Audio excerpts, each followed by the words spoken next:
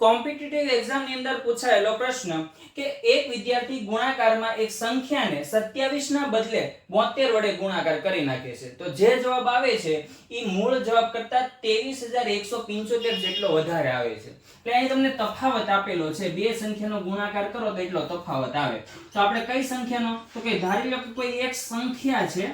એને ગુણવાની હતી 27 વડે અને ગુણી નાખે 72 વડે તો આપણે એમ કરીએ કે 72 વડે ગુણ્યા પછી ઈ સંખ્યાનો જવાબ અને જે હકીકતમાં જે મૂળ સંખ્યા વડે ગુણવાનો હતો ઈ બેનો તફાવત લ્યો તો કેટલો આવે તો કે 23175 આવે બરાબર હવે 72 માંથી 27 બાદ કરો એટલે 45x આવે કેટલા આવે 45x બરાબર કેટલા થશે તો કે 23175 હવે 45 ગુણાકારમાં છે બરાબરની પેલી બાજુ મોકલો એટલે ભાગાકારમાં થઈ જશે તો x બરાબર 23175 ભાગ્યા 45